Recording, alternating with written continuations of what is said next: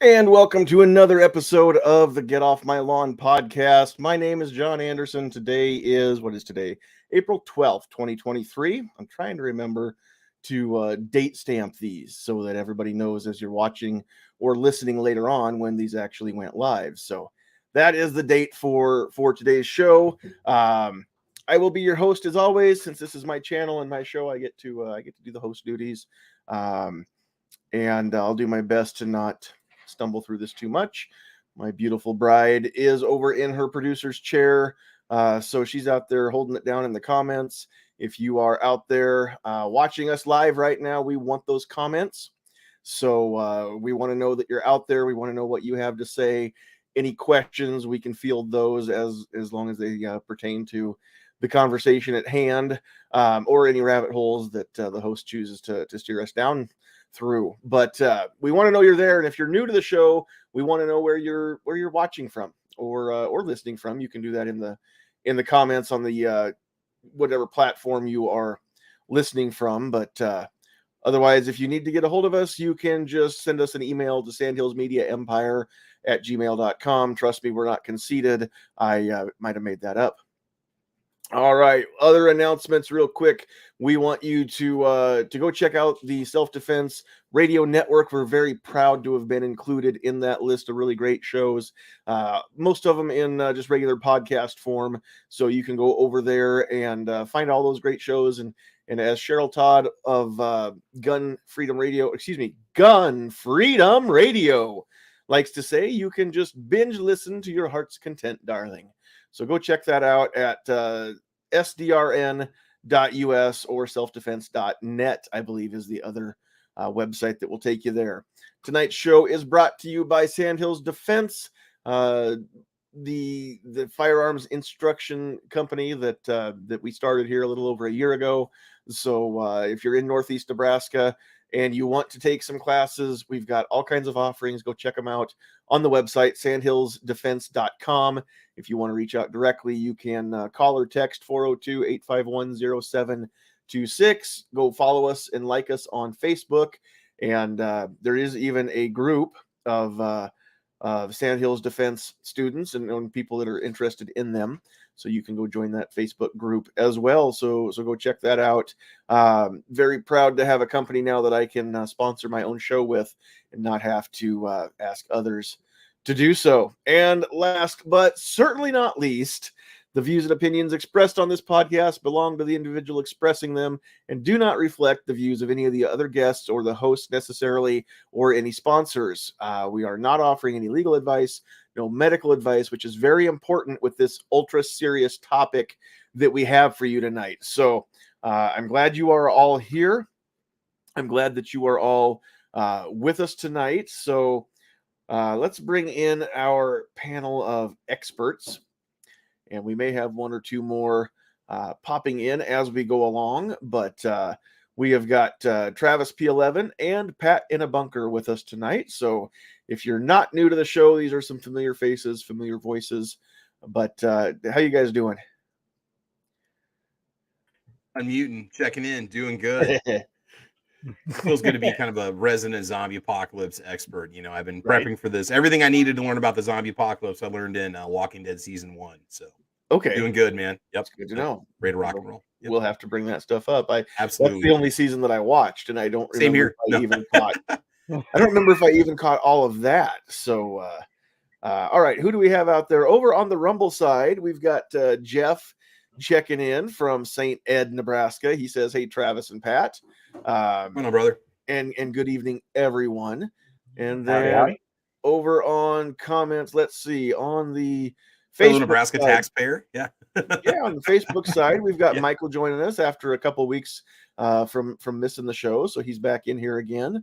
And that might be it right now on the Facebook side. On YouTube, we've got Kingpin Gun Websites. Blitz is out there.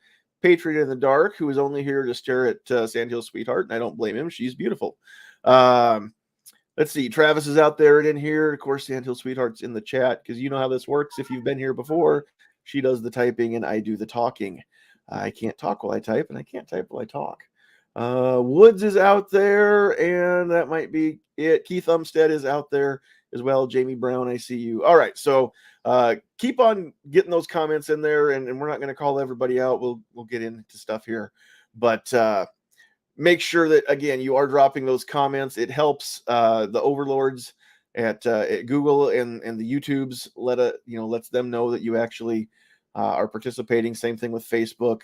Rumble, I don't know how the metrics work yet, or the analytics, but I'm sure it does help. The more comments, the more likes, or rumbles, I think they call them, when you push that thumbs up or push that little boxing glove or whatever to promote it. I think it does make a difference. It gets over there into the trending or the featured or whatever over there on the feed. So very cool for that stuff. All right, so tonight I told you it's a super serious topic that I think everybody needs to be aware of. This is something that maybe isn't as widely discussed as really what it should be, and so you're in for I think a great discussion. It should be very educational and hopefully entertaining as well. So very edutaining. I think edutainment is the word that has been coined for that. So, but the super serious topic. If you have not paid attention to the title for the show or the description, we're going to talk about the dreaded zombie outbreak, because you never know when that's going to happen. Now, there are some people, let's just get the elephant in the room addressed right away. There are some people who legit believe that this could happen. Okay. If you are one of those people, you are probably going to be very disappointed tonight by the way that we treat this topic, because it's all in fun. None of us here actually believe. I shouldn't speak now if I'm wrong. You feel free to correct me, panelists. But hey now, none of us hey now. believe that zombies are going to be a real thing that we're ever going to have to deal with. Okay. Michael Jackson aside, I mean, there's some great stuff out there, but we're having fun here. But I do want to turn serious at the end, and I'm going to give you some honest, real world, real life advice if this stuff ever actually does happen. So I'm going to tell you how to prepare for it in earnest. But you're going to have to wait till the end of the show, because I want you to stick around and listen to the whole thing. So I'm not going to give up the goods early, right? That's how I don't want this to be clickbait, because we're still going to talk about zombies. But I did mention in the description of tonight's episode that I'm going to give you the goods. I'm going to tell you everything you really need to know if zombies become a real life thing. In the meantime, we're going to have some fun talking about this, because there's so many shows out there. And we could probably fill up our time just by going through and listing all of the movies, TV shows, books, comics, graphic novels. I don't know what all is out there. Music videos, obviously. That one, I don't know the name of the song, but the video sure was a thriller. A joke. That was a joke. Anybody out there, feel free to put ha ha ha in the comments if you thought that was funny. Okay, so Travis, we'll start with you. You already said that you're the resident expert on at least season 1 of The Walking Dead. Yes. What other zombie movies, TV shows, where else do you have experience or any knowledge based in any lore? Growing up watching Dawn of the Dead, Day of the Dead, Night of the Living Dead movies. I remember watching Night of the Living Dead in black and white. I think I had a VHS copy of it when I was in grade school. We'd always sit around and watch scary movies. My friends and I would do that. Of course, you weren't really thinking zombie apocalypse at that point. You're so wrapped up in the story of the characters and stuff. Right. Did watch a really good one last summer. It was a Canadian Netflix zombie series called Black Summer. Okay. And that was, a lot of people missed it. It was very good. It was very Games of Thrones-esque, where they would kill off main characters every episode. Like there'd be people they'd run into, they'd be with you for 5 or 6 episodes, and boop, they're gone. Like they literally just drop them left and right. Story about a mom and her daughter, and they're trying to get to a stadium for an extraction. Of course, that's the worst place you can go when there's a zombie apocalypse, right? That's a big salad bowl, and everything's hungry trying to eat there, Lots of entrances too. And so that series was really cool to watch because it was different. It wasn't super popular, but it was good. It was very well done. Good storyline. It covers over 12 months of them trying to survive. And then another good one, the book World War Z was awesome. The movie, You know, the book was awesome because every chapter was a different story, and they could have done a series where every chapter was an episode. And it was kind of interesting. I think they mentioned Nebraska as one of the best places to be because of the number of people that have guns and all the wide open spaces you could see zombies coming at you, where you wouldn't get that in urban areas. But they said initially Nebraska was really bad because I-80 was a feeding zone because of all the cars that ran into each other, all the accidents that happened across our state, drew in a huge population of zombies. But the people in like the north and the plains and the open areas actually survived. The rural people did, because they could see and they had the guns to defend themselves against it. And it was interesting. It's a good book. The book is probably pushing 15 years old by now, but it's very well written. And it's a very good book. It's a cool book. That had the movie, was that Brad Pitt that was in that one? Yeah, and I don't think there was any other than the name and maybe like the origin of the story. I think that the movie was maybe one of the chapters expanded, but the book it's a very quick read. Every chapter is like 10 or 15 pages or something like that. It's very quick. It's cool. It's an awesome book. Yeah.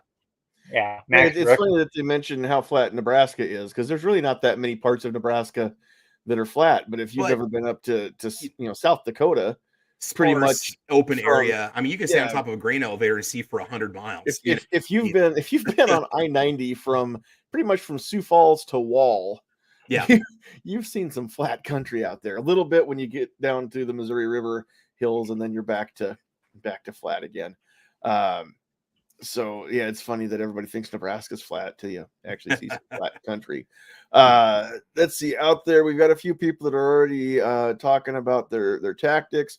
Michael says closest we get in real life, a rabies virus that could be spread through air and water droplets. Still follows the canon of having been bitten. And then a little bit later, he says in the movies, headshots are the gold standard, but in real life, whatever drops the blood pressure the quickest is probably good if his knowledge of high school anatomy serves him well. So The Walking Dead or Hollywood Zombies, 22 and headshots, tons of capacity. You can haul a ton of ammo around for the weight. In real life, most likely his Glock in 9mm. So that would make sense. Again, though, I mean, you're going to have to lay in a stock of ammo because, even if the one shot doesn't stop it. Now, Pat, I've got some questions that I want to dig into some of this stuff, but we'll give you a chance to, besides The Walking Dead, what else do you have to draw your knowledge from? Oh man, too many movies and too many books. Travis already said a bunch of good ones. I do have the World War Z book, and very, very good book on that. And in all seriousness, this is just kind of a fun topic, but it gets the guy to thinking about what to actually prepare for in other disaster scenarios. I mean, really, it really just it's made to make you think and what and if different things you might need in an actual crisis versus, an actual zombie apocalypse. But getting back to the movies and the books, oh God, when I was younger, I used to watch and read a bunch of that stuff. There's a bunch of online stuff that kind of obscure stuff that I can't even remember. Watch too much to remember. But no, it's definitely some different tactics and stuff will go into this. This is going to be a good topic tonight. So yeah, Woods out there says that Black Summer was good. Let's see. He also says The Last of Us is good. Terrible gun handling and tactics, but the show itself is apparently watchable. Richard over on Pat's feed says anything George A. Romero. What, Attack of the Vegan Zombies? Is that a thing? Like all we want to do is eat your hay? I made a joke about that a long time ago, didn't I? I think I made a joke about that on like one of Matt's shows or something, where it was like people eat something soy and it turns them into zombies. And, there was something about it that I did. Or maybe they eat something Soylent Green. It's made from people. It's people. Although what is that? Soylent Green, is that one of the energy drinks? I've seen that somewhere. There's somebody selling a soy, which I'll never do just because I have to read the book. I can never bring myself to drink it. And every time I see that, I run screaming because it's like no. The thought of it, just the very thought. And those of you that are under 40, you're gonna have to Google Charlton Heston and Soylent Green and see what that's all about. Hey, so what's Pat saying about, learning about the situation and preparing for disaster and stuff? You learn a lot about the psychology of human beings from watching those shows, because it's so funny that the world's falling apart, yet if we all banded together and made a stand against these things, we'd survive. Instead, it's like, me first, got to feed my family, gonna shoot you. That's what all Walking Dead ever was just roving groups of bandits and tribes and groups, instead of warring together or getting together and stockpiling what they have to make this final push against the evil so they can live their lives. They'll want to just kill each other. I mean, it's like, I thought never that's what understood the that dude was doing mentality. with the baseball bat wrapped with the barbed wire. I What's thought that? he was Oh, kind of Negan? leaving people. Yeah, he was. But remember that whenever they would capture a group, he'd always have to make an example by killing one of them. Basically, that was kind of how he would. Yeah, he was. But there were so many groups of people where it's like they'd rather just shoot you and take I your stuff honestly, instead of trying to work together. like I said, I don't remember if I even saw the end of season 1, let alone I never watched any of the rest of it. I'm just, you can't live a life and have social media and not know about like Negan and some of those. Yeah. But other than that, not a thing that I know much about. So the regular kind of zombies go after brains. G-Web says the vegan zombies go after grains. They go after grains. So we're in a lot of sense. trouble in Nebraska. We better get the heck out of here, man. So Wood says, but people are terrible, Travis. This is true. It's like it would make sense to work together to defend yourselves against others, and but no, let's just go ahead and stay in our little pack of 2 or 3 and get taken out by a bigger pack, and then they get taken out by a bigger pack instead of learning. Oh, so. Richard says that Vegan Zombies is a real movie. It was an independent movie that they actually made. That is so awesome. I kind of want to know what that's about. So that's one of the questions I want to talk about. So I know that like there's this, everybody talks about the zombies are going to come eat your brains, right? Because they want brains. And I don't understand why, first of all. But aren't there some shows out there where they just literally they'll eat any part of you? Any human or something. Yeah. That's the original. They'll go for a neck bite, right? So if the zombie wants your brains, they're going to start chewing through your cranium. They're not going to go for a neck bite or, an arm or a leg or whatever. But of course, any bite's going to transfer the virus or whatever. I guess everybody kind of treats it like a virus, I think, in most of the shows. It's just the only way that we can really explain it, unless you just don't explain it and it just happens. But no kidding. You okay over there, Pat? That was me. It was my little bread loaf over there was. I want food now, and I knocked my food bowl over. Oh, okay. Okay, so yeah, Richard's feeling me here. It makes no sense that zombies go after brains. They can't make more of their own kind. So that's really what I want to get down to is, do they have a hunger for brains or just living flesh of any kind? I mean, that's something that we're going to have to prepare for, right? Mm-hmm. So that's a thought that people need to be thinking about as we go through here. But again, now let's talk about the actual way to kill a zombie. Because I mean, what Michael said earlier, I mean, it kind of makes sense, but at the same time, if this is an actual zombie, it doesn't have a heartbeat, right? So taking out the pump station won't do anything because the pump's already not running. And I think, and this seems to be kind of universal, zombies happen when dead flesh gets somehow reanimated, electrical impulses get reintroduced somehow, or there's, not so much frontal lobe brain activity, but at least brainstem activity or hind or midbrain activity. And so Wood says it's a fungus, not a virus in The Last of Us. So I guess I really want to know, like, are we going to find a general consensus on the way to kill a zombie is to take out the brain? That's typical, or even if you decapitate, like, the head's still alive. You have to shut down the neurological system by putting something through the brain. Like, destroy the brain. So yeah, or put something through it. Yeah. The 22 long rifle. Now, is that going to do it? I would think so. If it can penetrate the skull, then I think that's what you need to do.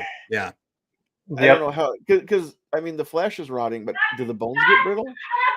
Because a 22 is not ideal for a headshot. I mean, it's even if the rifle wouldn't have the velocity that you need, though, I'd have to go back and watch the Grand Theft video. I mean, there's so many instances out there of people that get shot in the head and the bullet doesn't penetrate into their, the front, their their frontal lobe or whatever, it'll glance off the skull or whatnot. And I'm not saying that you can survive a headshot, right? But I am saying that a lot of people do because of that.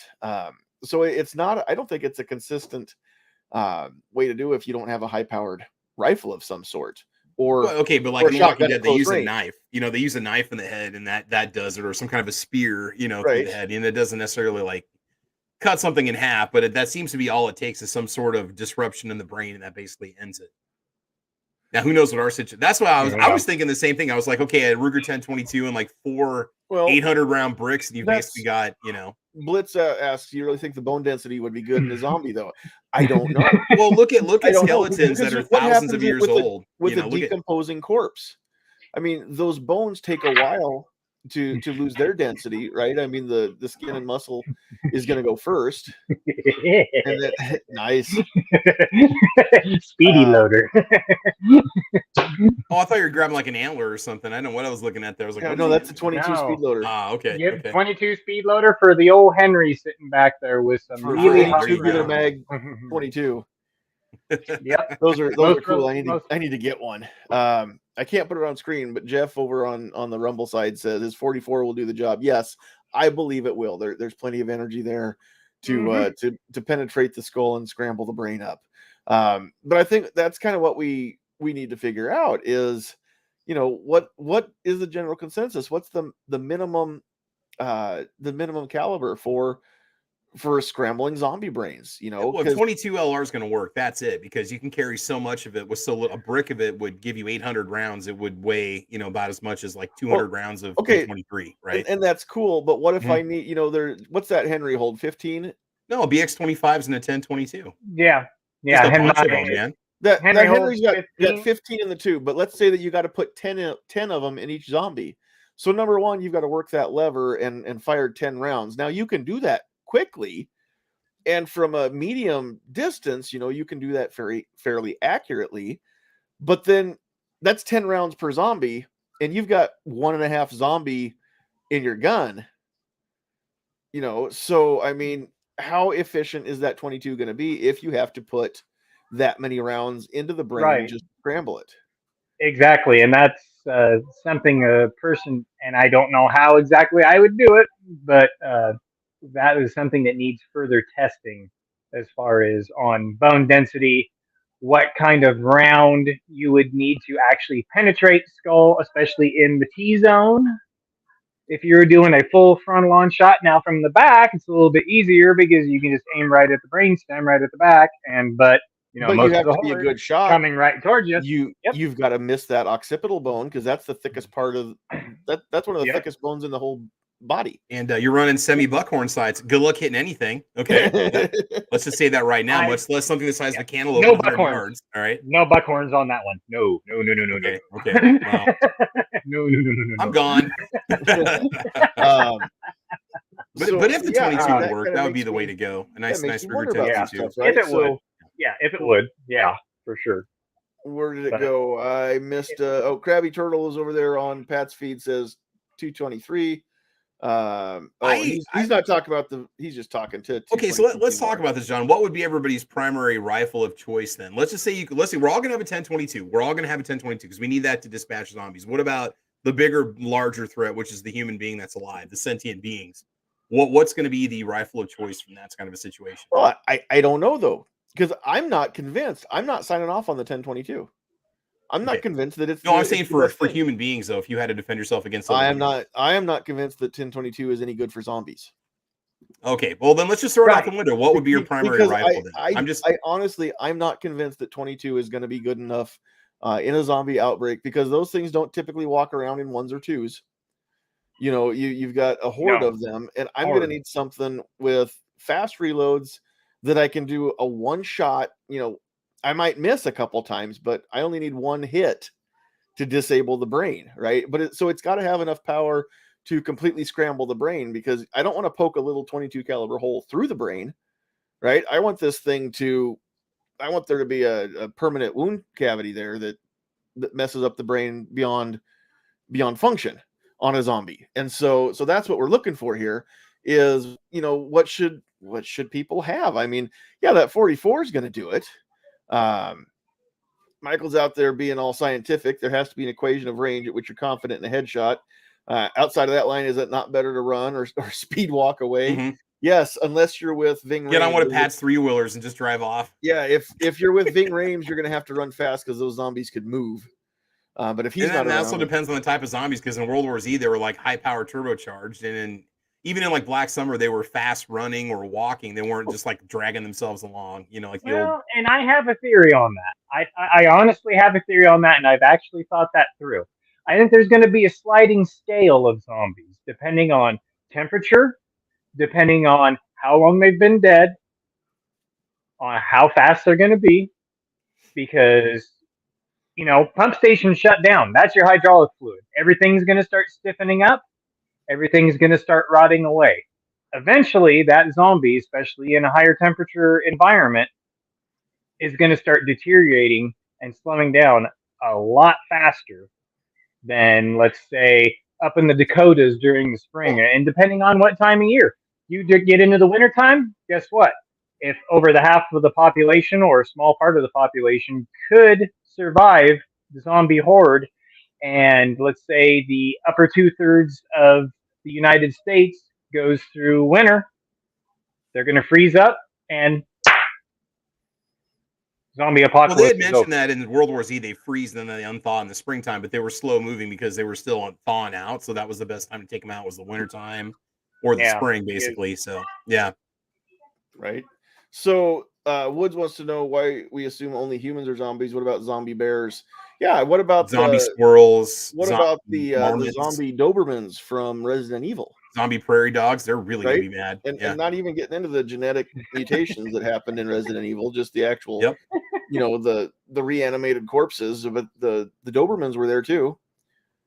Your little beta fish with their little spaghetti suits that they put on them. That was so. If you've ever seen the making of that or seen the extras on like the DVD from the first Resident Evil movie, it was so cool the way they dressed up those dogs. Basically, they put them in little bodysuits that, and then it was like actual pasta, like spaghetti that was like dripping off of them coming out of those suits. It was pretty neat.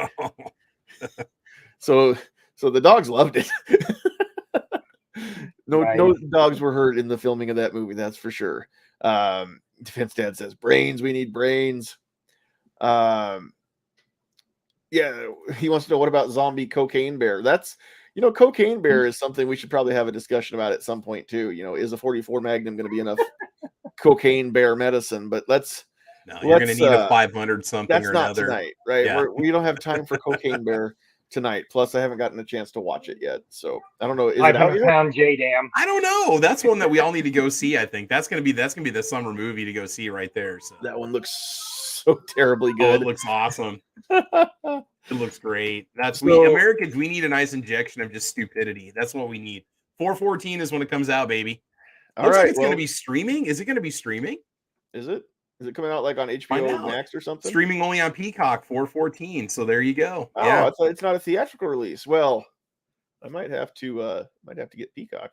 Mm-hmm. Richard says 556 will be the way to go for both living and non-living. I'm not going to disagree. I think that might be something centerfire, and probably the 556 or 223 is going to be like the baseline, I think. Now in a handgun, I'm going to say it's going to have to be a Magnum.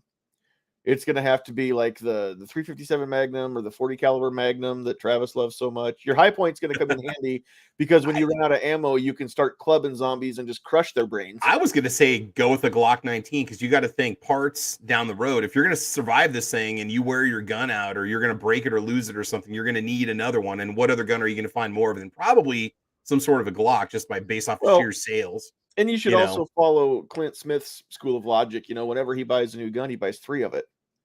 True. So that, there you go. So that he's got, when one breaks down, he's got another one to use and then one for parts. So, because what Clint Smith always says that 2 is 1 and 1 is none, right? So, that guy's kind of redundant. Definitely going to have to go with probably an AR just because of, again, parts proliferation and the common caliber that you're going to most likely find if you go into any home, the chances of you finding. Now, I would say that because I don't know about the 9mm. We'd have to see. I'd have to see some zombie testing Mhm. before I'd put, stake my life on it. But now some of these pistol calibers in a rifle, a 9mm PCC or Mhm. a 357 lever gun, I would think Yep. 38 would scream out of that, with enough energy Oh yeah, you're going to gain a couple hundred for a feet per zombie, second, right? easy. Yeah, Yep. yeah. So some of that stuff, I mean, again, the thing is with those lever guns, you don't get a fast reload. So again, you're going to have to get some practice in now, while zombies are still a scientific impossibility. Mhm. Just in case the laws of science and physics ever change, you'll be prepared. Defense Dad says watch party.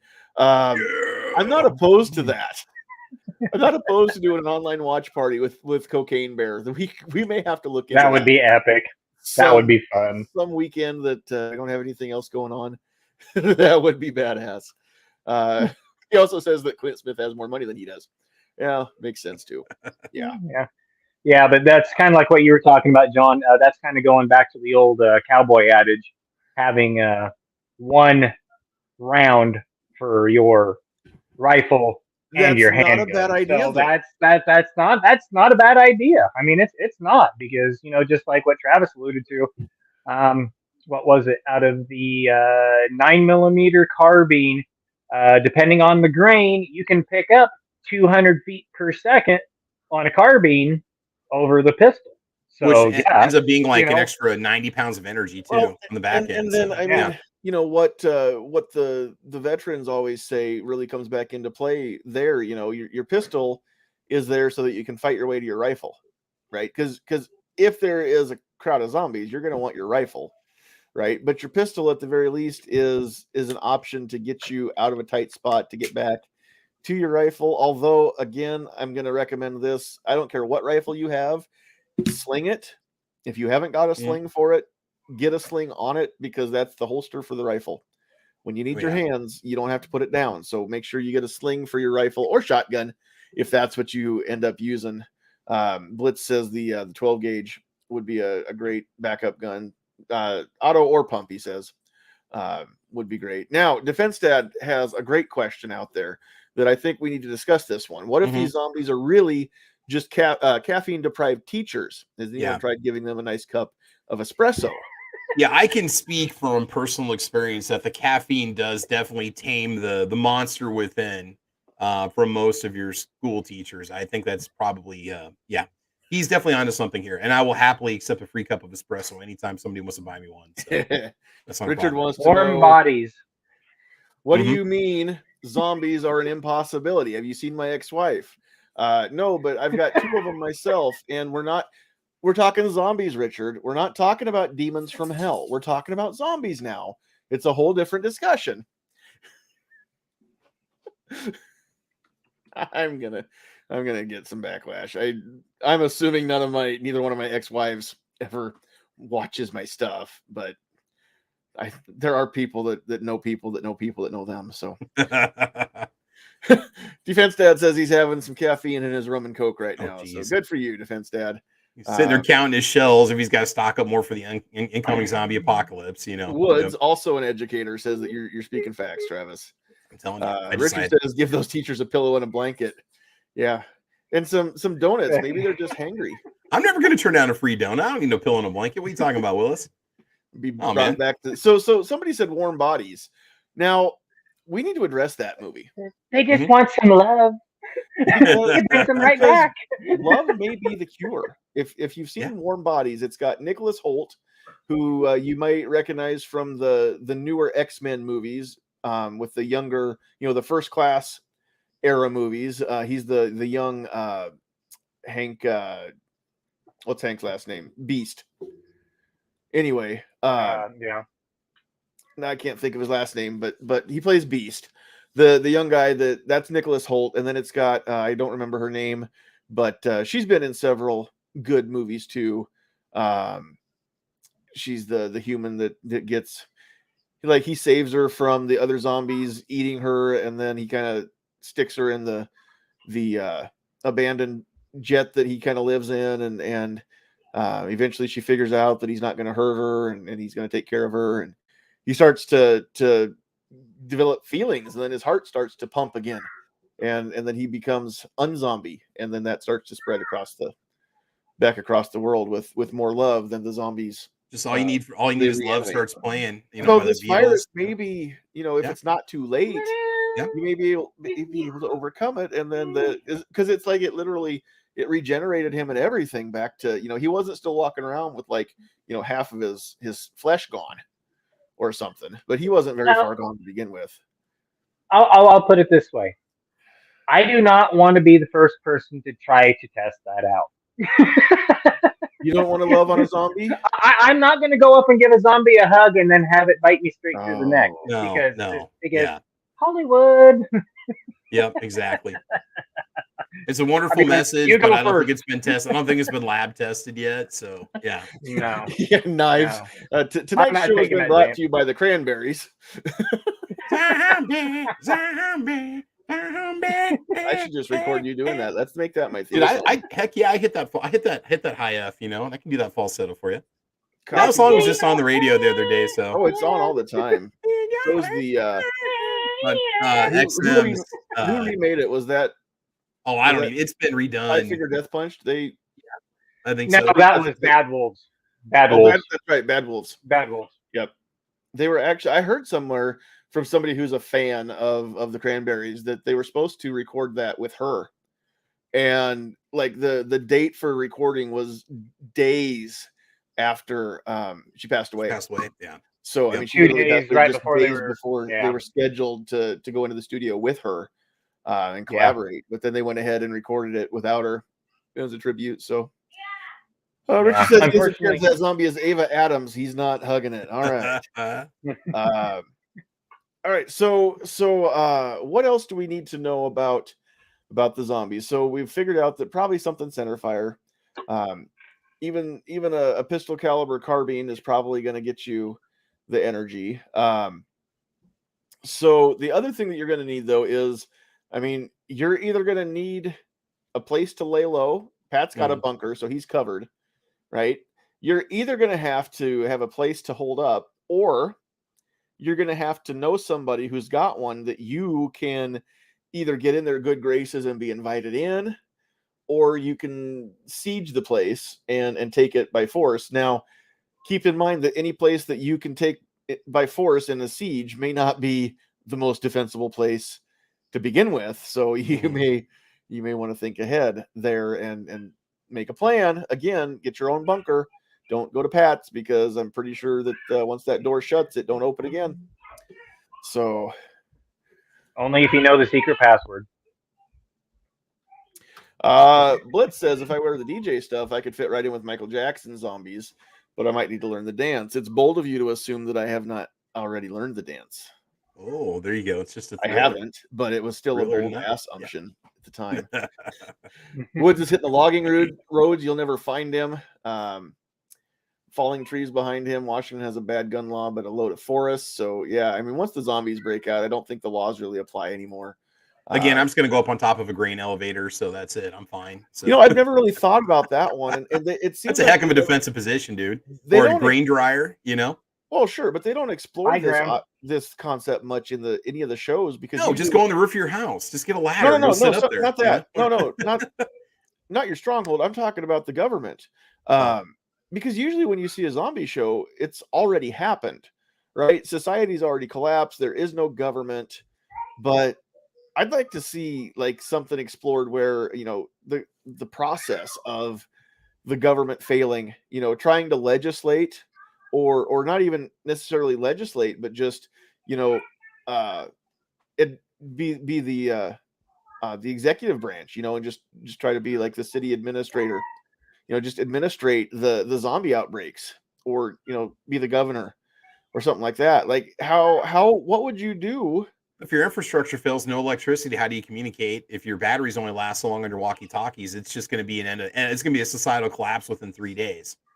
I mean, that's because then people are going to start losing their crap, because you're going to have the initial phase of it's going to be awful. You're going to have people that'll pass away because they need medical care. You're going to have people that don't have their medicine. They won't make it past their prescriptions running out. You've got people that are immobile or can't get away. You've got, after 3 Right. or 4 And days, people you start know, knocking on the door because they're hungry and their kids want food, and you well, got the it. roads will shut down. They'll get You know. clogged up because people will abandon their vehicles, or they'll have traffic jams where they have to abandon their vehicles Yep. because the road's blocked and impassable. So All those in-town Generac owners are going to last about a week because people come knocking on their door because their lights are on. And yeah, I mean, I'm heading west. I'm heading west. we need to talk about a little bit about that infrastructure thing. So you're going to need to be mobile, right? At some point, you're going to want to move from point A to point B, and I don't know that on foot is going to be ideal. No, it may be necessary, but it's not ideal. So, what kind of vehicle? I mean, we need to look into like some sort of a Mad Max type vehicle, right? The problem you're going to run into in Nebraska is we've got creeks you have to cross, and there's only so many bridges. And if there's people watching those bridges, man, I mean, good luck trying to find a way to get across some of these creeks or rivers. You're going to be screwed. I mean, even if you get on get on the highway, and there's cars just literally parked all across the highway. Yeah, I mean, you're going to want something with some weight, like a deuce and a half or something like that, with some sort of like a V plow on it or something that's going to. I was thinking a dirt bike, so you can go anywhere you need to, but you're going to be loud. You're going to have a noise signature. Anybody can hear you, but they're going to or a quad or something. You're going to have to fly solo. Yeah, you can't build your own team from that. You can't, I mean, even what's the I can't stand the kid, the wimpy kid and Woody Harrelson teamed up, and then they found the girls and teamed up in Zombieland. Yeah. I can't think of his name anymore, but it doesn't matter. I can't stand him. He played Zuckerberg in the Facebook movie. Yeah. He's the new Lex Luthor, or he was until they fired all the DC people, and they're going to reboot it, I guess, again. But anyway, I mean, yeah, that's you're going to want some backup because when do you sleep, and how and where do you sleep? Do you climb a tree? Can zombies climb trees? Can zombie bears climb trees? Cocaine bears apparently can climb trees. So is climbing a tree going to be a safe thing to do? Can you sleep? Well, luckily we don't have any bears in Nebraska yet, so we should be okay for a while. But right. Yeah. I mean, yeah, just a a regular snowplow truck wouldn't be bad. Throw a little sand in the box for some ballast a little bit and a little extra weight, but not full, so you could still put some people back there if you had to haul people around. Here's the big question, John. Would Nebraska small towns and Nebraska small town folk, would they band together and allocate the resources to defend themselves or not? Or would it be every person for themselves? The only reason that Nebraskans are so friendly and generous with their gifts right now or what they have right now is because they know that it's replaceable. Yeah. Right. I mean, it was the same way back before COVID got stupid when I'd go to the range and I didn't have a problem blowing through 300 rounds of 9mm, and spending that $30 because I knew it was replaceable. Fighting for it over in the aisles at Dollar Tree, I mean, right? So no matter if you're my neighbor or not, I need toilet paper and you can't have it. So, yeah. Oh, Defense Dad he just broke the internet with this one. The grain elevator static. Yeah. Oh, never mind. What really sucked? Zombie cats. They're already stealthy and attack out of nowhere in silence. Yeah, I never thought about that. That's the real threat. You're gonna have at least a knife on you for that one or something. You're gonna have to come up with like vampire hunting gear, like Kevlar wrap, suits and stuff, and cover your neck. Cat scratch fever. Yeah, pretty much. Yeah, that's the name of the movie right there. Cat scratch fever. The zombie feline apocalypse has happened. Wow. Can you imagine looking over the horizon? And a whole herd of cats coming right towards you.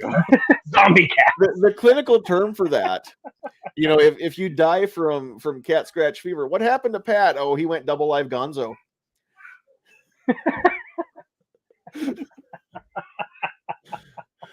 Yeah, that was good. or we could also call it he did the Wango Tango. I don't know which. Which do you guys think? One of those two things. The zombie cats and poop in every pair of shoes you own. Yep. So hopefully you don't have any cuts on your feet because then you'll get the virus through there. Man. Oh gosh. Yeah. No open sores. Or throw up.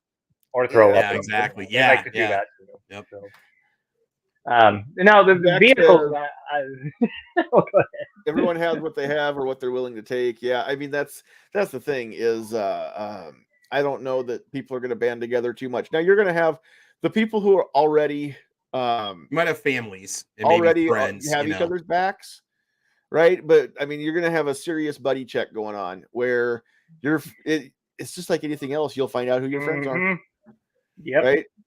So Clint says cover your sleeves with duct tape. It's hard to bite through. Yeah, makes sense. Yeah. On the vehicle front, I would actually, I have many ATVs with trailers that could definitely throw the kids in and some gear and some extra fuel and be able to hit the road, especially since Okay, me and my now wife riddle and me a this bunch of other one, friends do have Batman. that. Okay. Let's say Sure. that you've got your trailer hitched up to your ATV, and there's a crowd of zombies coming in to your place. You throw the kids in the trailer, and the only direction you can go is out across a cornfield. Ooh, that's gonna be rough. How fast can you go across that cornfield without throwing the kids out of that trailer and breaking the hitch pin on it? Actually pretty fast because nobody around here does the hilling or cultivating in their fields. So actually it's fairly smooth now. Nobody does any pipe irrigation around here. So actually it's not, if that would have been 20 years ago, oh, hell no, you're not doing that. But You have trouble walking through nowadays, it, much less driving over it. it's yeah, exactly. You'd Yeah. have to go with the row and not against the row. I mean, for sure. all I'm saying is there's something to be said for planting, oats or wheat or alfalfa, something that you drill in that, it's a lot smoother ground that way. So you might want to switch to rye. I'm just saying. Plus you can brew your own beer, so it's win-win. Yep, there you go. But no, that'd be one of the options for sure, especially around here. Actually, a Canadian tuxedo covered with duct tape would be a really good protection. I don't have that much denim, but I'm going to have to come up with a denim shirt and a denim jacket, and then I can wear the old Canadian tuxedo. And don't skimp out. Do not go with duct tape. Go with Gorilla Tape. Yeah. Regular duct tape sucks. You want the good stuff. Gorilla Tape. Yep. Yeah, definitely can't argue with that. Wood says everyone on his zombie team is named Woods. Well, Woods. that makes sense. Awesome. Okay, so there was one comment that Michael had made here a long time ago, and I flagged it so I could pull this up later. So let's talk about moving away from firearms, and let's go with the edged weapons, or even the blunt weapons. This would still apply? Can we talk about the machete or sword trope in all the zombie movies? Oh, there's this ultra dangerous virus spread through fluid or blood contact. Let's carry around this sharp biohazard that'll kill me if I accidentally nick myself. I always thought about that because, like, you can't get bit, but you can get the blood all over you if you stab them and it gets all over you. It's like, how do you not absorb that? You're driving Is our with the skin not windows porous down, anymore? You hit them with the car and they splatter. Yeah. Yeah, I mean, that's just, I You're don't not going to take any of that in any of your worst bit. Oh, my mouth was open and everything. Right, because in 27 days later, to go back to a movie real quick, one of the characters died by looking up, and a raven that had pecked on a dead walking zombie dropped right into his eye, got into the ocular fluid, and transmitted into his brain. Yep. So it could be through the eye, into your mouth, ear. It doesn't matter. If it gets into your system.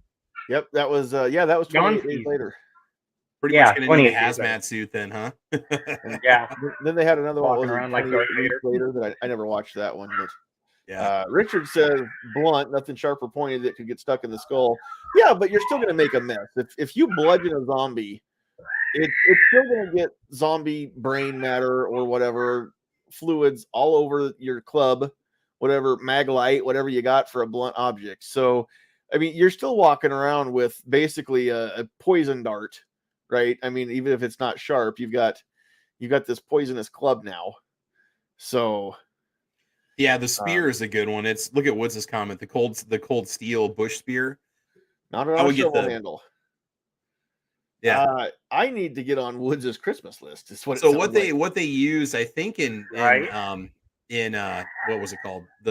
What was the zombie book again called? I'm totally drawing a blank here. Help me out here. World War Z. World War Z. Yeah, don't they mention that they have a spear that has the hook, that has like a U shape on one side and then a spear end on the other, and two people. One could push the person back away, like on their neck, it pushes them back, and the other guy takes them out with the spear part. So that's how that was a little tool that was very popular to use because it was easy to manufacture and it gave you that space you needed so the other person could take them out. Or you could at least hold them off long enough to push them to run. So what if you're alone? What if you're what? What if you're alone? Well, no, then you could push them back with the neck and then flip the spear around and take them out if you had to. Like you could use the U shape part as a way to push them back, basically to keep them away from you. But a spear would be a good idea. Yeah. A spear would work. It would definitely work. Yeah. Quint says a gladius is fabulous.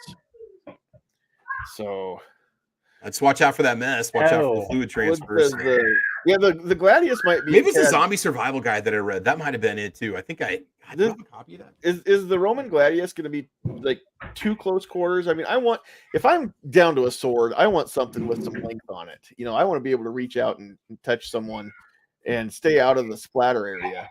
Yeah, you definitely want some standoff. What's the gladius? About 2.5 feet long, something like that. I mean, they're shorter than a yardstick. Speaking of which, I don't know if anybody's heard, but they are not making 36-inch yardsticks any longer. So, okay, y'all will get that one later. Why? What happened with yardsticks? They're not making 36-inch yardsticks any longer. They quit making sticks that measure 36 inches. They need to stay at 36 inches. Yeah. What? They're not making them any shorter either. They're staying right at 36. Well, they shouldn't. They should be at 36 inches, which is 1 yard. That would only make sense. So.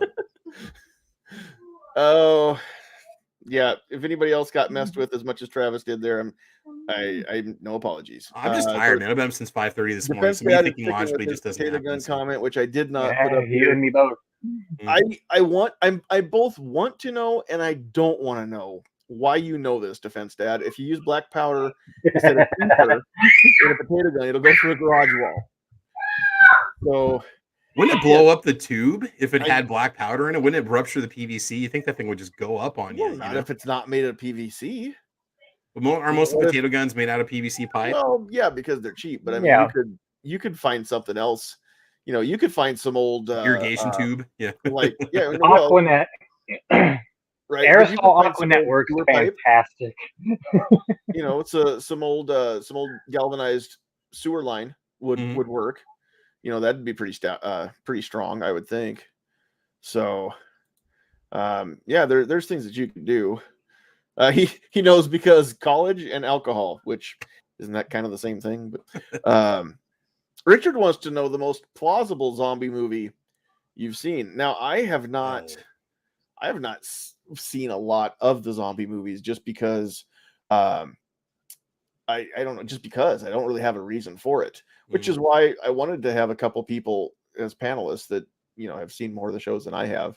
I guess I've seen several, but I don't know. The most plausible, I'm going to go back to Resident Evil just because it's actually a lab created virus that I know that it's impossible for a virus that's created in a lab or gain a function in a lab to ever escape that lab. That would never happen, YouTube, and please don't take the channel down. This is all fictional, just hypothetical in Hollywood movie land that happened in the movie Resident Evil, and it's never happened in Wuhan, in China, in real life ever. Okay, but I don't know. I don't know if YouTube takes you down anymore for saying that, but they used to. They literally Sarah Gonzalez got the whole Blaze YouTube channel a strike for saying that on the air. So then they cut the COVID parts out on the YouTube version of the show for a long time. Which is funny because they talk about that topic so often on all those shows. You know. Well, now it's not. Again, now that they've said it on the news, it's okay to say it everywhere. That it may be just the news normalizes that it's acceptable. Viruses can leak from a lab. You know. Yeah. Just maybe. Richard says The Crazies. I remember watching it, but I don't remember much about the movie, and I don't remember if they ever explained what caused it on that show. It was just kind of a weird show, and I kept waiting for it to get good, and then they rolled credits. So was not a big fan of it.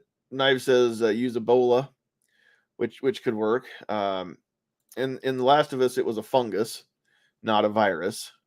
So maybe, I don't know, a flamethrower and a again, that kukri or kukri or whatever it's supposed to, I don't know how you pronounce it, but those aren't very long. I mean, that's in the way that it's bent, your reach is even less than a machete. So I don't know about that one. Oh, it was a virus made by the US. Okay, in that movie, YouTube. So yeah, I don't know. I something like that, I suppose, would be the most plausible. The only other thing that I think is plausible is some sort of alien DNA survives on a meteorite and then converts people into flesh-eating monsters. I could see that being a real life thing too, possibly. I don't know. I'm just grasping at some straws here. Yeah, most of them have to do with some sort of virus that just evolves and happens, which could happen. I mean, it you don't know where evolution is going to take things and what's going to pop up and what's going to come out of somewhere that we don't even know. And I think it's more plausible that the apes will actually develop the ability to reason and speak and take over the planet before there's a flesh-eating zombie outbreak on the planet. But I mean, it's again, yeah, the whole premise is that dead flesh, there's no cellular activity, right? Mm-hmm. I mean, the reanimation of that. So the virus thing, yeah, that's totally plausible. But how is a virus going to reanimate dead flesh in the beginning? I mean, They mentioned in World War Z, like the neurological part behind it, how it could be plausible, how it could happen, like what parts of the body it affects. because We there's can't no see way to necessarily. restart the electrical generator in the brain Yeah, once it's deteriorated, right? Because yeah. the brain can only survive what average of 6 minutes without oxygen before you're going to be brain dead. If you get resuscitated after 6 minutes, It would have to be something that makes living people go into some sort of like rabid state, essentially, that destroys some part of their ability to control themselves. Now, here's another thing that let's talk about. The plausibility of a bite or a scratch will not instantly, but will be enough to infect you. Because again, now we're talking about something that takes dead flesh and reanimates it. So the people that get overrun by the horde and, eaten to death, right? I could see them. I mean, this could go one of two ways. I mean, if it's like a school of piranha, there's nothing left. Mm-hmm. The zombies pick that thing clean. There's nothing but bones. The other option is, they don't pick it clean just because of some instinct to, further the species or whatever, and they leave enough to be reanimated, and then the thing kicks in after the cells all die. So, But then remember, in The Walking Dead, everybody eventually is infected, and everybody that passes away, even through natural causes, will reanimate as a zombie. right. Yeah. So that's my thought is, if this thing works on dead flesh, it may not. I mean, a bite may not be, damning, is what I'm saying. Like, you may be able just to treat that, knowing full well that when you die, yeah, you're going to come back, but until you die, you're good to go, right? And I think it would be like having HIV, where you still have to take precautions with your own blood because that's in there now. But other than that, I mean, you could finish out your life. Just have a plan. You'd have to have a death plan. Like, once I die, I need somebody to sever my head or smash my brain or whatever. You'd have to have some sort of an advanced directive. Ice pick through the ear like they did in The Walking Dead, and just scramble the brain just a little bit just to kill the neurological. So let's put our tinfoil hats on for a second. Wood says we're all safe because it's going to be in Bud Light, which nobody's drinking. What if Bud Light is the only beer that it's not in? And this was all a ploy to get people to boycott the Bud Light because Anheuser-Busch refused to put it in there. So the only people that survive are the ones that are patrons of Bud Light, essentially, which would only only the trans people are gonna live. Wow. Okay. I mean, that's the ultimate tinfoil hat theory right there. I mean, zombie chat's going downhill quick. So all right, you know what? We're not gonna get a super long episode out of this. I think we've kind of beat this pony to death. It's unrealistic to think that anybody would ever release any kind of a virus that could possibly be used as a means to control individuals and destroy an economy. Or even by accident, Nobody would in their right mind would do something like that. Nobody would ever do that. You know, I mean, even if How it dare would you? eventually lead to, the ultimate do-over, I mean, still, we can't believe in that. That's a very tinfoil hat thing. So all right, I think we're going to start wrapping things up. So I did tell everybody, if you stick around until the end of the show, I would give you the ultimate truth nugget. Here we go.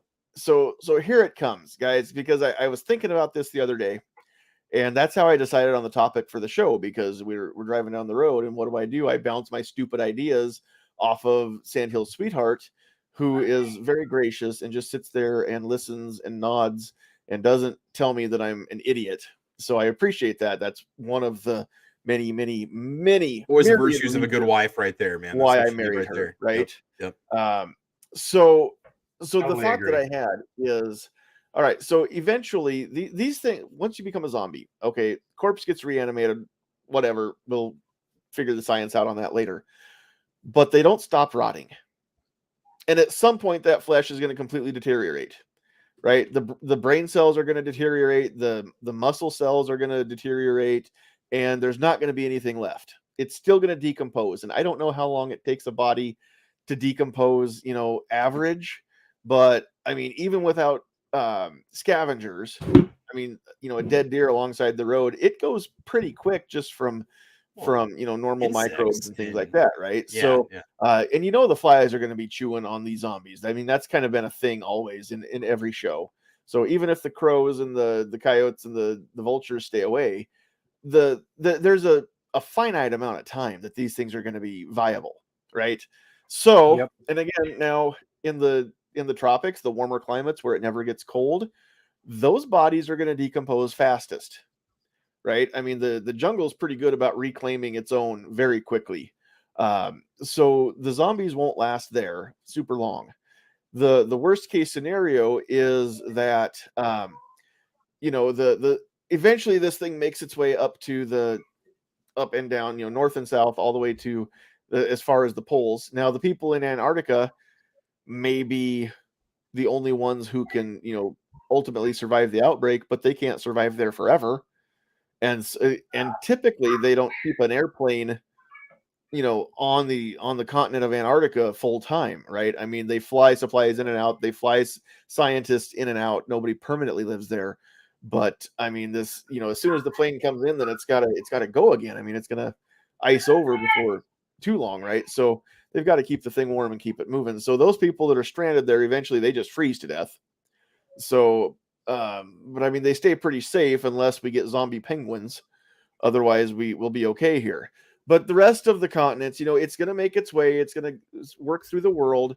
The further north people go, that it's going to take longer for those zombies to deteriorate. But eventually, they'll move south towards where people are, because there just aren't as many people at the poles, right? And so, I mean, the laws of nature, I think, take over. And eventually it runs its course, and the zombies all deteriorate to the point where they're not zombies anymore. So here's the truth nugget: is ultimately, to survive a zombie outbreak, you just have to have enough supplies in your bunker. What are we figuring to get all the way across the world? 2 to 5 years?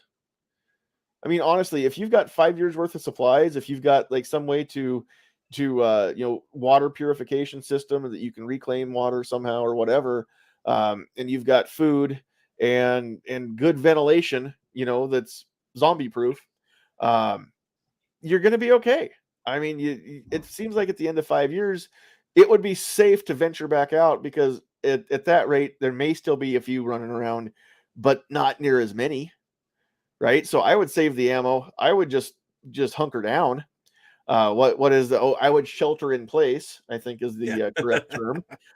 We'll circle back to that, but. So what you're saying, John, is I need to get myself a bunker. The problem is you got to have a bunker someplace where somebody can't find it, and that's going to be hard to do if just that some doesn't random matter. group walking not if it's across. reinforced. Huh? Not, it doesn't matter if they can find it, as long as they can't get in. But again, your ventilation system's got to be, foolproof in a way that somebody can't find it, or right. So that's going to be the biggest thing.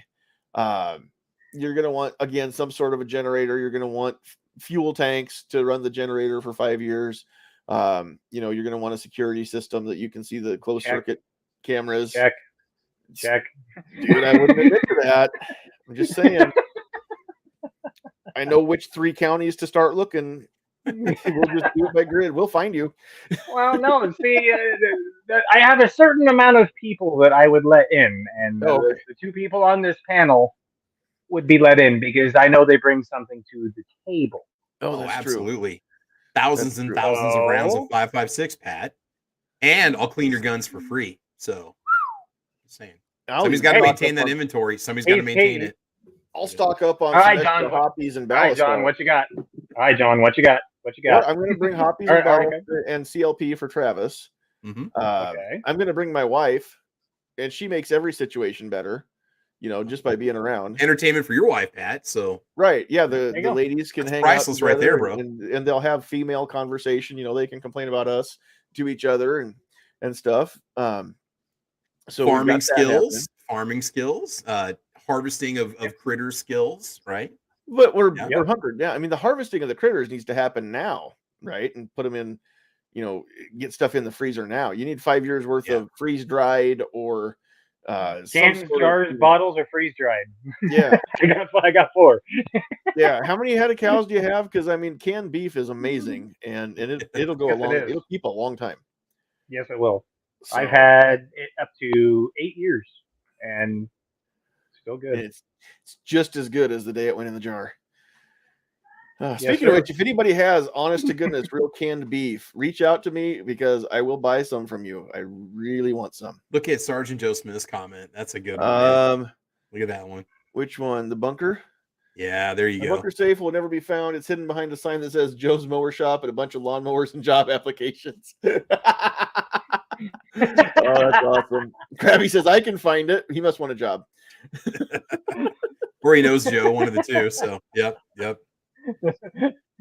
Wood says up there in the Northwest, the winters are not that bad, rarely lower than 20 degrees. So, I mean, yeah, it's again, that would be the hard part, would be making it through the wintertime. I mean, now granted, we know how to make sod houses because we were taught how to do that in grade school, us Nebraskans, but that's not much of a defense against a zombie horde coming your way. I don't know. We're starting to get some joiners now. Defense Dad. Yeah, he's in on this one too. Actually, Defense Dad, I'd probably carpool with him because he's got a much bigger vehicle than me. So we'll just load up his trunk with everything, and I'll run shotgun. Literally, his daughter will be outfitted with something fairly accurate because she's a crack shot too. So, yep. There you go. Right, exactly. Vash says, Vash, honestly, do you have canned beef, like actual canned beef in a jar? Not like some commercial product. I'm talking about homemade roast beef stuck in a jar, and it looks like it looks terrible because all the fat's sitting on the top. And if that's what you have, email me, please, Vash. We'll figure it out. I think it's that hard to find. No, think about the bargaining price of a can. It's hard to find because nobody's doing it anymore. It's just like canned anything. Very few people are canning anymore. Yeah. So, but I'm not talking about something that you can buy in a store that's got a barcode on it. I'm talking about the real stuff. So, all right. So there's the truth nugget, guys, is if you can lay low, if you can just stay away from the zombies for, I'm going to say 2 to 5 years, far outside worst case scenario, 10 years, it's a thing of the past. It's over. And the ultimate do-over has finally taken place. And it's been, the world is back to, maybe that's going to be instead of a flood, maybe it'll be zombies. Maybe that'll be the next thing that takes out all of humanity because of the wickedness. Who knows? Hey, we've got Scott out there. Says he's kind of Scott. You're kind of like a blister now that all the hard work's done. You finally showed up.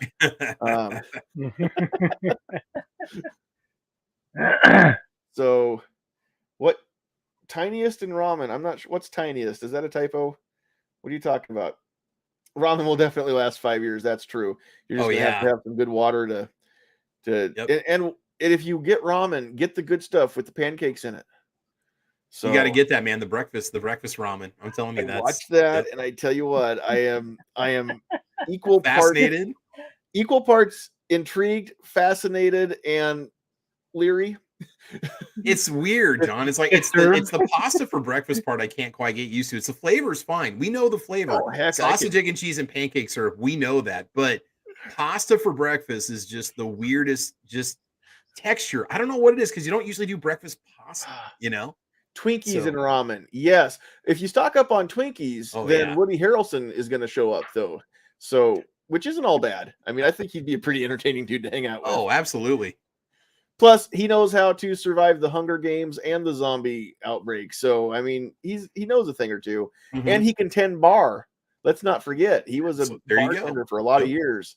You know, even if he can't jump because he's white, we won't hold that against him. So, just don't let him make any proposals. And he can drive the heck out of a Suburban. Yes, he can.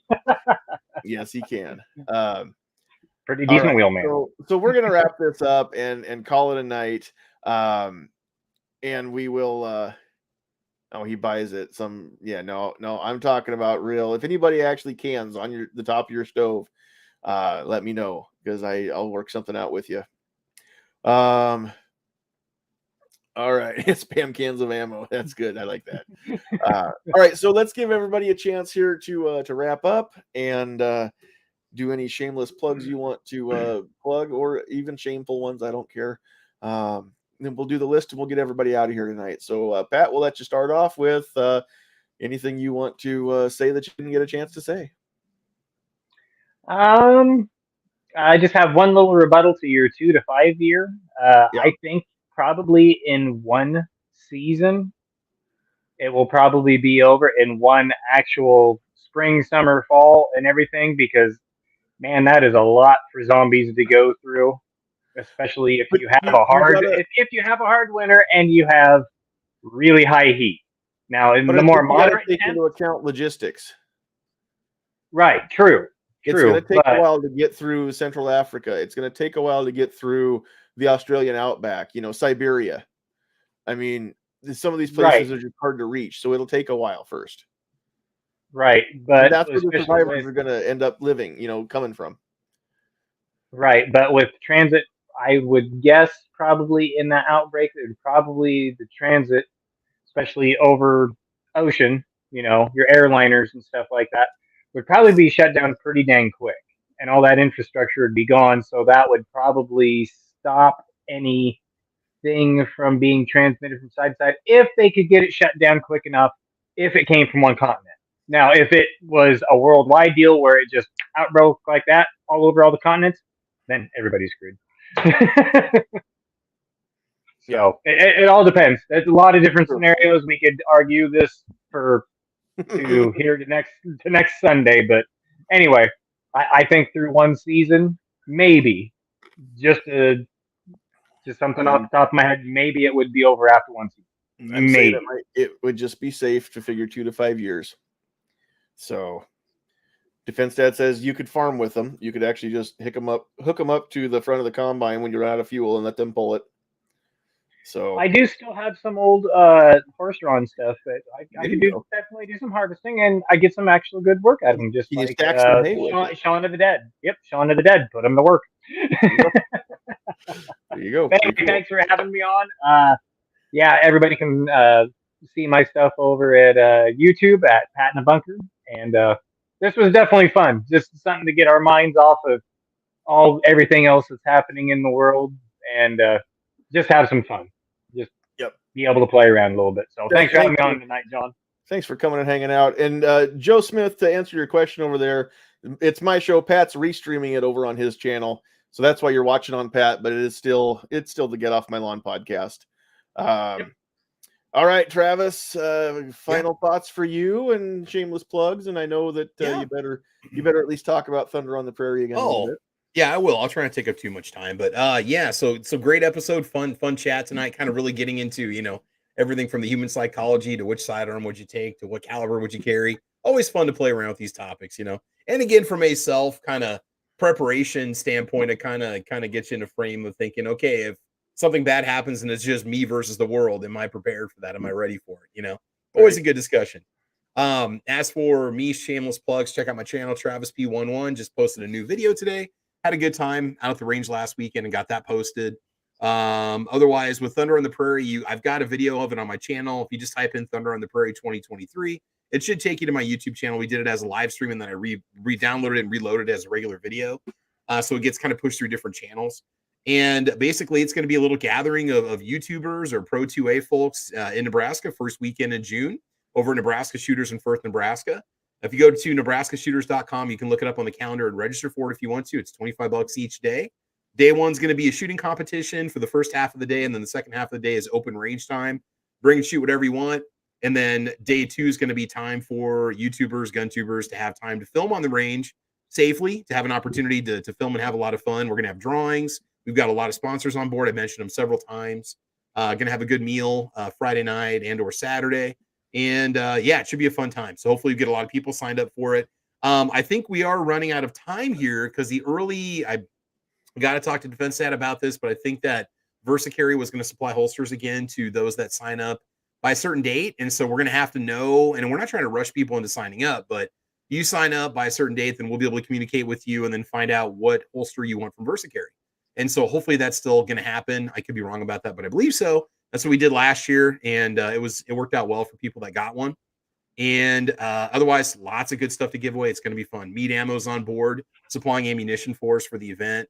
And it should be a good time. So that's first weekend in June. So if you want to go, or if you're just interested, or you want to start a gun channel on YouTube, just come to the event, hang out, see how everything works. We're not there to sign you up for anything or sell you on anything. There you go. Nice. We're just there to get people together to just kind of hang out and have a good time. It's just a bunch of friends getting together once a year, like a family reunion, and just making it happen. So if people don't get registered, can they just show up the day of and they just won't get any of the freebies? Or yeah, if there are like spots available, only, if we have enough spaces available, if they look on there and it says one, I would assume they would just have to fill out the paperwork and pay at that time, as long as there's spots available, because we're limited at, I think, 50 that sign up for it. There's Pat's got his holster right there. So if you can't get registered, then you can't go. That's what I'm asking. Yeah, I think if you showed up the day of and there were spots available the night before, but you couldn't register online for whatever reason, let's say that it's all filled up. Yeah. And people are like, well, I don't care about the VersaCarry holsters. I just want to go and hang out and meet people and have fun. Can people just show up, or is there not going to be room enough? No, it'll be a private event because we have to have so many RSOs there because of the numbers of people that'll be there present. If we exceed a certain amount, we're going past what's allowed on the range at one time. So if you want to go, you've got to get registered before it's too late. Yep. Because space is at a limit. And we have the bunkhouse available. If you don't want to mess with a hotel or find your own accommodations, there's a bunkhouse available. It's free will donation. There's 3 beds left for that. If you want to get yourself one of the rooms, and they've got a full kitchen, bathroom, showers, everything you need to stay on site if you want to. Friday night, they're doing a Friday night fun shoot for free. If anybody wants to go down and shoot, they can. That's something they offer to the public, which is different. And then Saturday morning is when we kick off with our events and we do our stuff. Sweet. So it's going to be a lot of fun. Yep. Very cool. All right. Oh, yeah. Just to ask a quick question, Travis here. What time does the fun shoot start on Friday? Defense Stat will have to answer that. I want to say, doesn't it start at 6 or 7? It goes from like 7 to 9 or 6 to 9 or something like that. Okay. Defense Stat knows. He'll tell us that here in just a sec. So those are going to be in the evening, usually after 5 o'clock, I think is when it kicks off, and it just goes for a couple hours. Yeah, I might actually be there in time on Friday to actually join in on the fun shoot. Okay, yeah, 6 p.m. He does kind of my plan.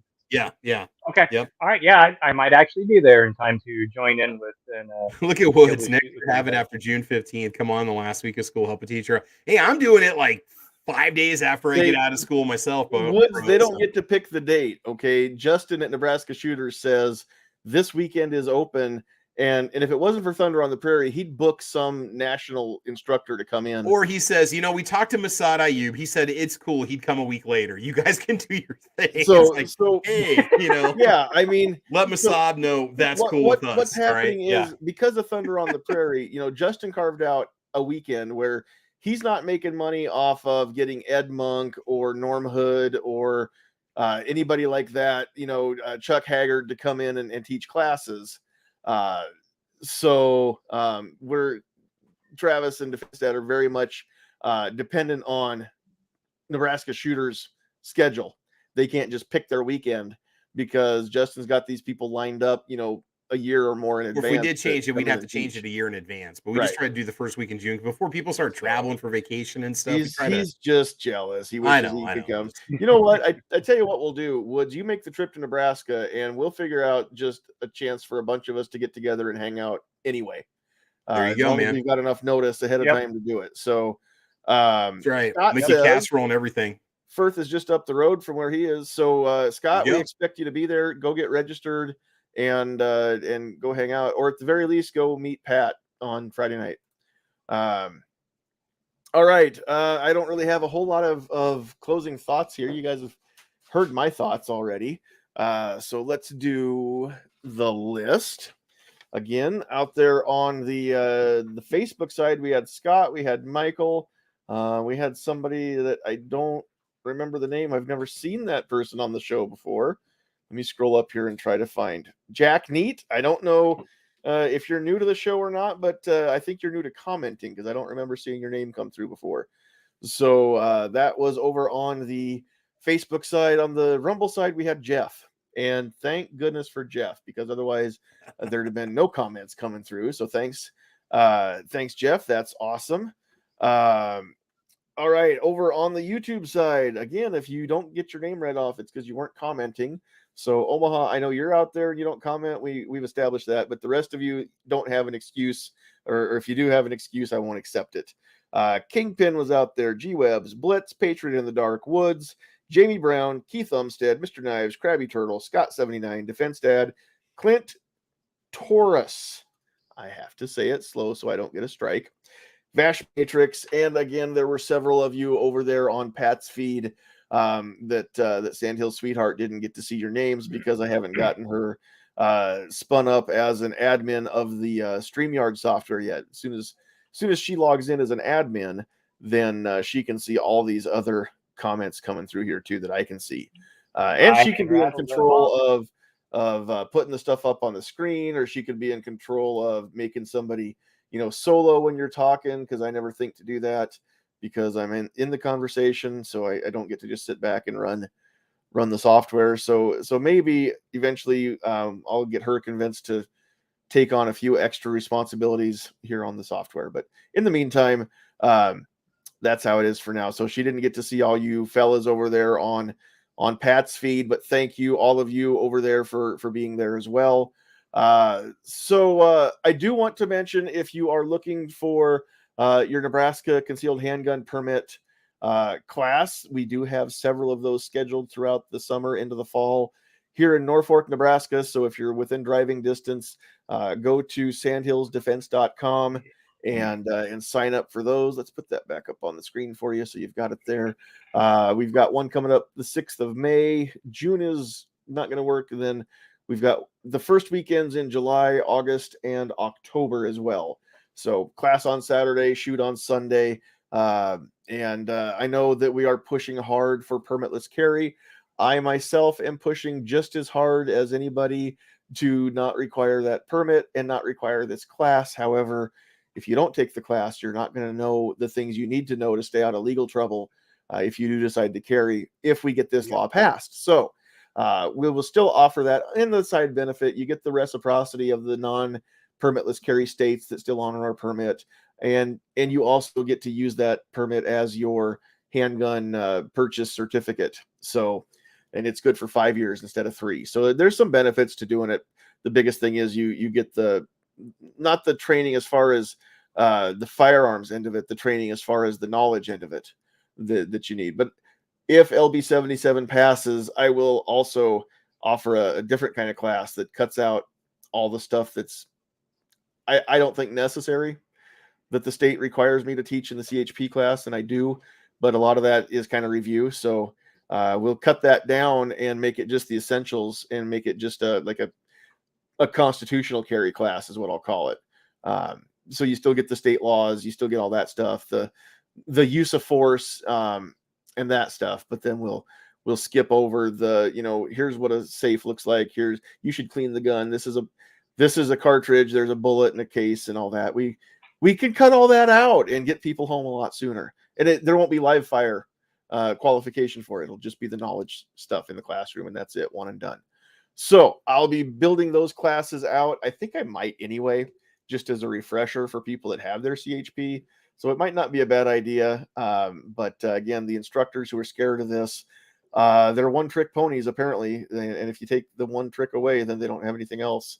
If you're good at what you do, then you can work with it, not against it. So go to sandhillsdefense.com, click on the button for classes that we offer and go register for your CHP class.